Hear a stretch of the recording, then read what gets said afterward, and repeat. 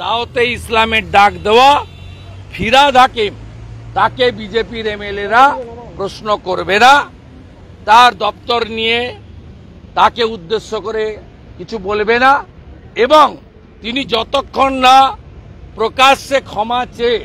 তার মন্তব্য প্রত্যাহার করেন, কোনো আলোচনায় তিনি যদি ভাষণ দেন সেই সময়কাল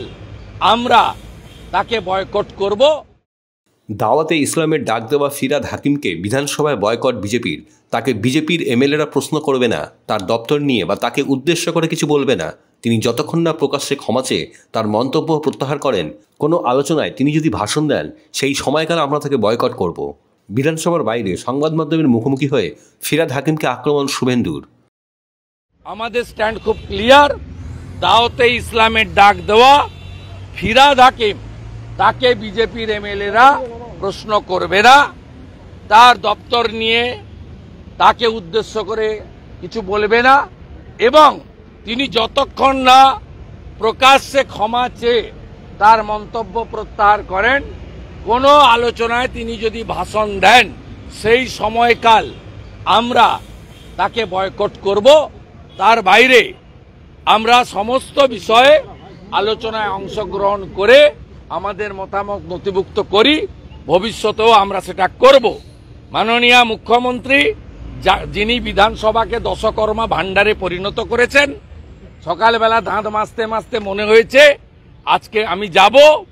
এপাং ওপাং ঝপাং করব, তা কেউ জানে না, অপোজিশনের কেউ জানে না, প্রায়ের ইন্টিমেশন নেই। এবং আমরা রামপুরহাটের বাগটুইতে যখন মুসলমান মহিলা পোড়ায়, যখন পশ্চিমবঙ্গে নানা প্রান্তে গত 3.5 বছরে একাধিক ভয়ঙ্কর ভয়ঙ্কর ঘটনা ঘটেছে, যখন দ্রব্যমূল্য বৃদ্ধি নিয়ে, যখন নানা ইস্যু নিয়ে আমরা ভারতীয় জনতা পার্টি নারী নির্যাতন নিয়ে বলি যে প্রশ্নোত্তর বন্ধ রেখে আলোচনা করুন,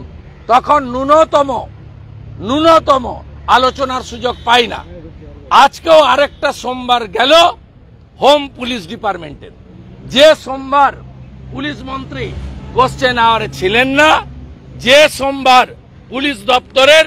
প্রশ্ন উত্তর দেওয়া হয়নি, প্রশ্ন নেওয়া হয়নি। তাই গণতন্ত্র, সংসদীয় ব্যবস্থা, বিধানসভার গরিমা, উচ্চতা এবং বিধানসভায় সবাইকে নিয়ে চলা, আর হাউস বিলংস টু অপোজিশন, এই জ্ঞান, এই নীতি বাক্য এই মমতা ব্যানার্জির কাছে শোনার বিজেপির দরকার নেই।